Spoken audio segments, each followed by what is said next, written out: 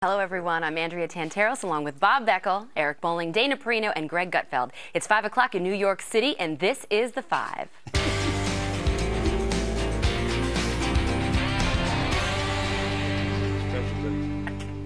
Sorry, Bob. We're just going to start the show, if you don't mind.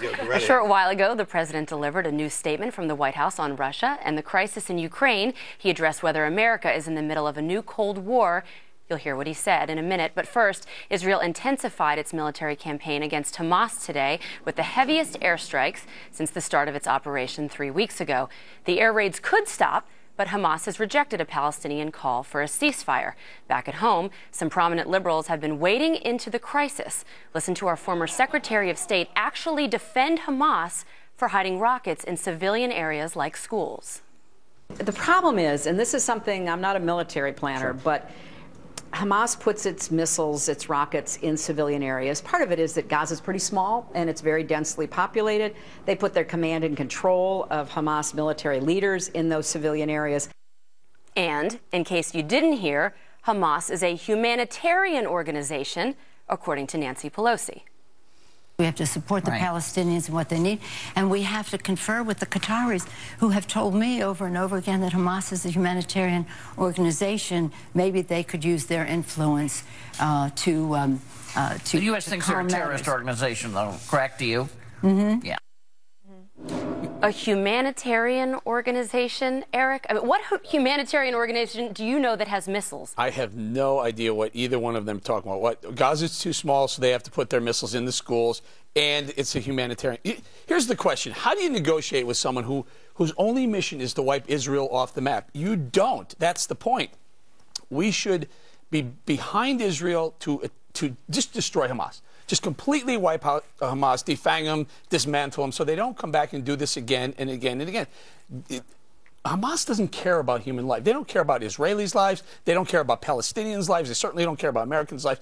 They don't even care about their own lives. The only way to negotiate with them is to beat them, so we have to keep pounding them, stop listening to Nancy Pelosi, Hillary Clinton, and John Kerry, who put them on the same level as the Palestinians, and back Israel and wipe Hamas out once and for all. Bob, you're shaking your head. Well, I mean, first of all, the Kerry thing is a bad rap on Kerry. That was something that was leaked out of Israel, and it's not fair to Kerry. His proposal had nothing to do with making them equal. If I one other point, whoever wrote that thing that said Hillary Clinton said schools, she never, ever said schools. That is a bad use of words, and whoever wrote it should be hung. Now, I think that now it said like schools. No. It said schools. Now, the fact of the matter is we're now into this. There's over 1,000 Palestinians have been killed. Israel's lost about 70 people, almost all soldiers. I think they've now committed themselves to this. I think Netanyahu has said they're going to do this, going to get rid of these tunnels, and I think that they have to now finish it. And I think if the world would just at least have an impartial view about this, and the media have an impartial view, I have yet to see a European leader come to the defense of Israel strongly and beat up on Hamas, and I cannot understand. But Bob, I think what's so troubling is that Hillary Clinton was trying to make excuses for Hamas, a terrorist organization. And what's implicit in what she said, and what's implicit in what Nancy Pelosi said, is that they're actually legitimizing the fact that Hamas has a right to exist. That's the way they're talking. They're not calling them a terrorist organization. In fact, just the opposite. And they're basically saying, well, they have the right to exist and the right to achieve their goals. Nancy Pelosi went as far as to say that we should help them. Won't this just encourage Hamas, Dana? And even further than this, to me, this is a huge departure from U.S. policy in past. I mean, President Bush was very clear when it came to terrorist organizations. We've gotten so far away from how we've described them with the Obama administration. It's just mind-blowing.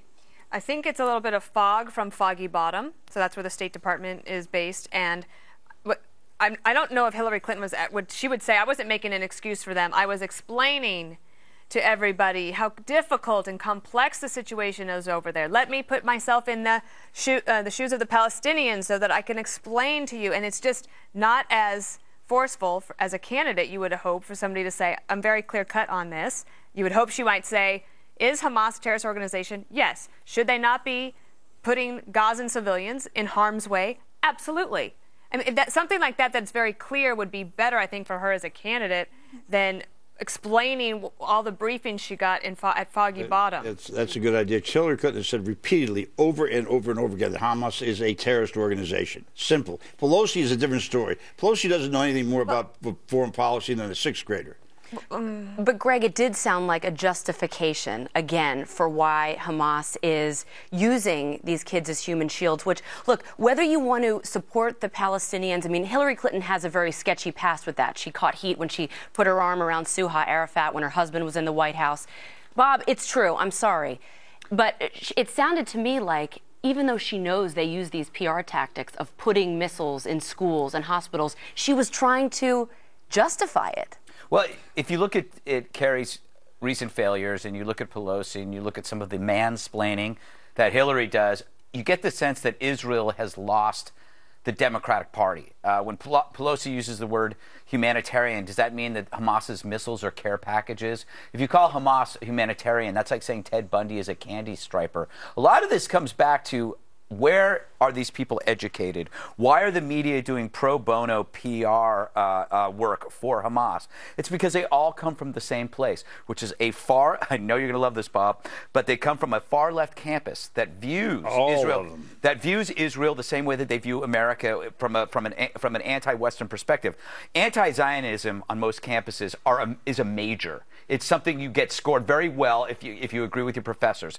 If you are coming from an environment where somebody like Bill Ayers can get tenure, then it's no surprise that Hamas is seen sympathetically. If bin Laden were alive today, he'd be doing commencement addresses on some of these campuses. That may be true, but I'm going to come back in here for Hillary Clinton. The idea of suggesting that she feels that Hamas has some right to exist over there and to do this and is not a terrorist organization, she's not apologetic. She just said the reason why Hamas was putting rockets in civilian areas is because it's such a small country. That's right. That's true. Give me a break. The UN found missiles in schools, not the United States. She or Israel. didn't say it. That's the point. Just because our producers want to make it sound like that. You said John Kerry didn't put Hamas on an equal playing field as Israel. He certainly did. The ceasefire that he proposed was, here, Hamas, here's billions in foreign aid. Here, we're gonna lift the blockade around your country and then move forward from there. That's exactly what Hamas wants. Nothing that Israel wants. Let me just tell you something. They're wrong. They need to destroy. No ceasefire. Forget the ceasefire. He shouldn't be calling for a ceasefire, Kerry. We should be calling for an escalation in Israelis' defense of themselves in the region. The policy you just outlined for John Kerry has never, ever been written out as a policy statement. But, Bob, on this show, you haven't passed called the government of Qatar a terrorist organization. You said it's basically a terrorist organization. Yes. John Kerry, rather than go to Jordan or rather than go to the Saudis, is taking heat today for bungling this even further by going to countries like Qatar and like Turkey, and as Eric points out, legitimizing Hamas because he wanted to negotiate directly with them. How can you agree with that? Where do you expect him to go? The Saudis are underwriting most of the terrorism in the region, number one, so they can keep their little kingdom in place. The Jordanians are in no position to do anything. They're dealing with all these Syrian refugees. Where are you going to go? Who are you going to deal with? Why do we have to deal with anybody? Just back Israel. Oh, I see. End it. Yes. Oh, I see. Here's whatever you need. We got your back. You want to do away with any relationship with any countries over there? Egypt, I'm talking about in Gaza, Israel, Bob. You're talking about all the other countries. By the way, I would beg to differ with the Saudis being the major financiers of terror. I would say the Iranians are. Mm-hmm. No, not even close. Well, that's where Hamas is getting its missiles. So it's a little, it's unsettling to hear people like Nancy Pelosi and Hillary Clinton be apologists for a terrorist organization. God, that's such an unfair statement. The issue with not my Kerry, words, theirs. The issue with Kerry is that when you're engineering a truce, it only offers an opportunity for losers to reload. The perfect truce is when the bad guy can't get up. Okay, so do you think the United States should go and just support Israel and not try to find some way to get a ceasefire? I think a ceasefire is the equivalent of faking an injury on the field so your team can regroup and change momentum. Like soccer. Yeah, that's all it is. It's falling down and faking an injury. Yeah. And so you just once you do that, you allow your team to change the momentum. Israel had the momentum, and if you end this thing sooner, it's like pulling a Band-Aid off. pull the Band-Aid off very quickly. The pain is quick and gone.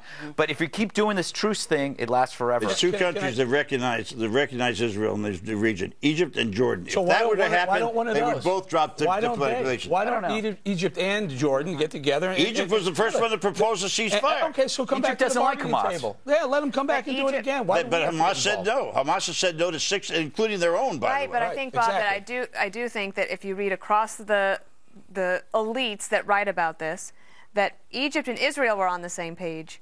Qatar and Turkey were on the same page with Hamas. Yeah. That undercut Abbas in Fatah because Hamas has a relationship with Fatah, which the administration, I wouldn't say allowed to happen, but didn't really try to prevent. And I think what Hillary Clinton is being is realistic rather than apologetic. All right. You mentioned knocking down the bad guy. President Obama took to the Rose Garden earlier today to talk about sanctions against Russia and possibly knocking down the other bad guy based in Moscow. Take a listen.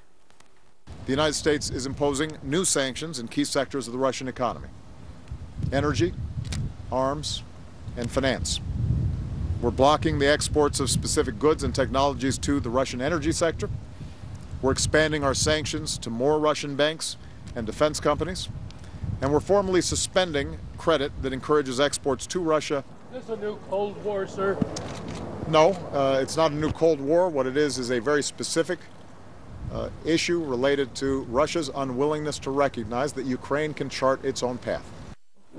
Okay, Eric, what do you think about the sanctions? Some of them involve the energy sector, but historically Russia has had a pretty high threshold for pain, and this is not about money for Putin. I'm sure some rich men in Russia will squeal, but he's about power. Will this work? I actually outlined these exact same three yesterday. I said, yes, you number did. one, I give you credit for that, by the way. The energy sector, number one, and he did it exactly what I recommended. The defense sector and also the banking sector, the finance sector, block some capital to some international banks that do some Russian international banks. So you start blocking that, and it really, I think, honestly, I think these are going to work. I think these are exactly where he needs to go. And if President Obama and the European Union, who's on board with these and will play and participate as he said they will, including Germany and the Netherlands, if they play with Obama sanctions, spot on, Mr. President, you nailed it. But I guess you're watching. And you all were calling for him to be a. That was a very strong statement. A very strong statement. You didn't even watch it. Huh? You weren't even watching it. I was just listening to what he just said. Now, what did you have to say that for? Because I was sitting there with you. I was trying to watch it. I know what he offered up as sanctions. So I know because I told you. but you I was complimenting the president. Yeah. Thank you very much. I think after you said that I had something in my teeth the other day, I felt like I had to get back at you.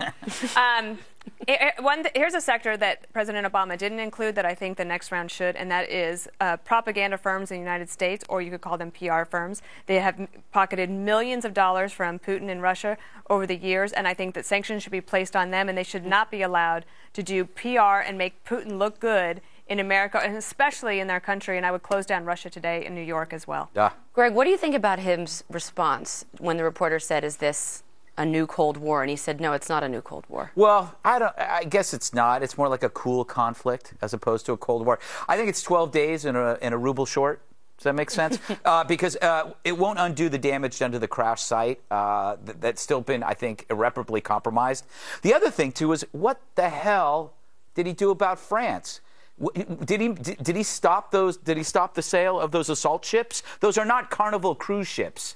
Those are assault ships that will be used. You should ask Dana. I think she knows about that. You might know that. Actually, I don't know. I admit that I don't know, and I've been trying to find that out in particular. But I also want to know, what are they going to get out of this? What is the end game? What do they expect Russia to do? Does it have something to do with the crash site? Are they going to finally allow people to get full, entry into this and figure out what happened? I don't know. We're not going to go to war over a crash site. The question is, let's keep the Russians from invading Ukraine. But they're in the middle. Our own Steve Harrigan was on the air about an hour ago, and he tried to explain they are in the middle of a war right now. And President Obama didn't list off, if they don't stop doing X, Y, and Z. To me, it was very vague. What do they need to stop doing in order for them to, I guess, stop these sanctions? And if they don't, then what?